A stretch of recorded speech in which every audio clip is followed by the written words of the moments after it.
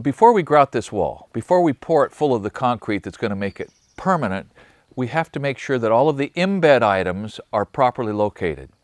By embed items, I mean anchor bolts and hold downs.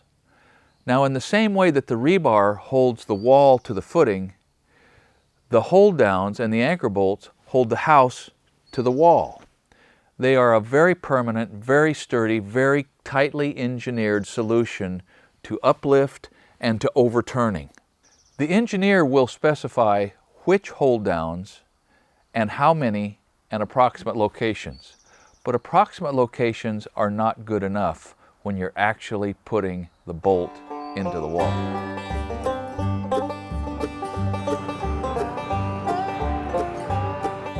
When these hold downs are located, if they're not located within, let's say 1/4 of an inch of being in the right spot, it's going to cost you money. And if you're off by any more than 1.5 inches, it's going to cost you a lot of money and possibly damage what you've done so far to where some of it has to be torn out and reworked in order to get the hold down exactly where it goes. What that means is you better either really understand how the framing works, or you better know who to call to bring them to the site with real confidence that they understand how the framing works. Ideally, it ought to be the person that's going to do the framing.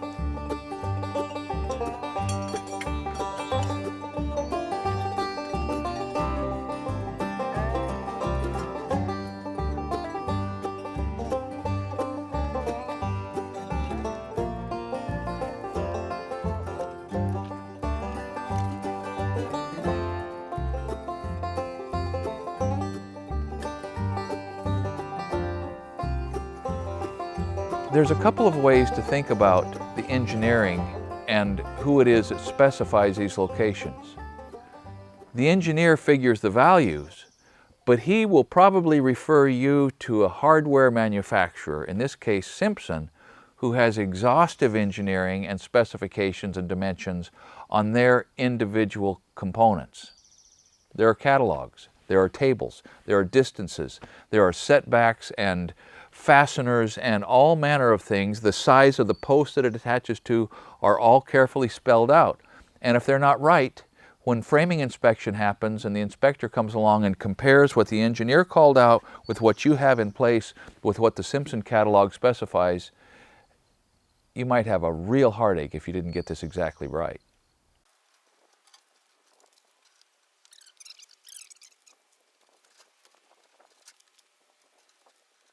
Ideally, the person that will lay out these hold downs is the same person that's going to be laying out the bottom plate, nailing the studs in, and framing your structure, because that's the person who's got the most skin in the game.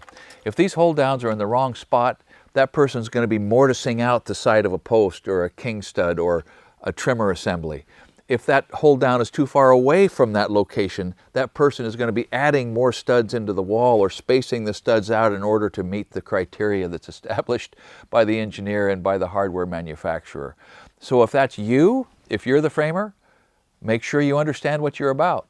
If that's not you, bring the framer in the day before the mud gets there and make sure that these things are in the right spot. It will save you money.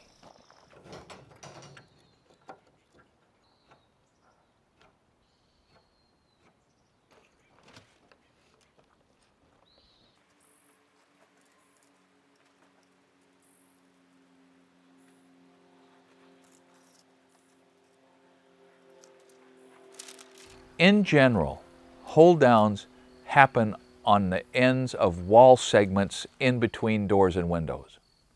From corners to doors, from corners to windows, in between windows, the big sections of the walls that are going to be strong when they're held down tightly.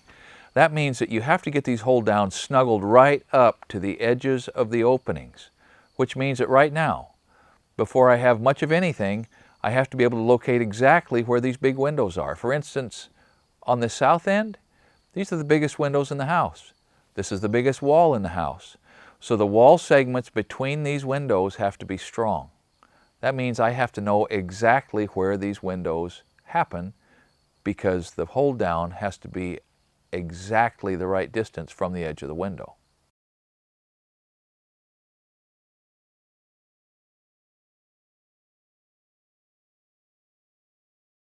So it's tricky enough when these are poured concrete walls, getting these hold downs in exactly the right spot.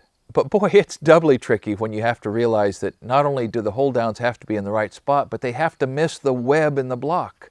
It's every 8 inches in these blocks that you can drop these things down into the grout, unless it happens to be over a vent. So there's just a wide range of things that can make it difficult to get these hold downs where they need to be so that the framer doesn't have to spend hours accommodating and adjusting and reworking his framing process to get the hold down where it needs to be to give the house the strength that it needs in that particular spot. That's why it's not fair to ask your mason to do this. The person that does this needs to be the person that's going to be attaching the house to the stem wall.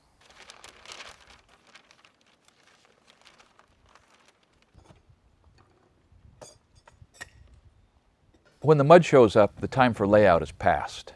You have to have all of these calculations made and marked on your stem wall in an indelible way so that when the pump is running and we're striking off the top and we're consolidating the mix and we're moving as fast as we can because that junk is getting hard, we don't have to be pulling a tape measure. All we have to do is read the layout marks that we put in the day before and have confidence that these things are going to be in the right place. Now, wet setting, that is taking the bolt and simply pushing it down into the mud and letting it float there, is fine for your anchor bolts, because those things are not as location specific as the hold downs. But the hold downs should be templated. They should be hung and in place before the inspector comes so that that person has confidence that you're not going to overlook something that is structurally vital. In fact, around here, the inspectors will no longer approve a job that doesn't have the hold down templated and in place before he even walks onto the job. For us, these templates are pretty simple. They're just a little piece of wood. But even though they're simple, they are establishing 3 dimensions. They're establishing the distance from the edge of the template to the center of the bolt, which enables me to locate the edge of a stud or a post. They're establishing the distance from the center of the bolt to the edge of the building, which will then put the hold down in the center of the wall. And they're establishing the distance that the bolt is embedded in the concrete, so that the inspector will approve of the embedment and know that it will get its full structural value because it's far enough down into the grout.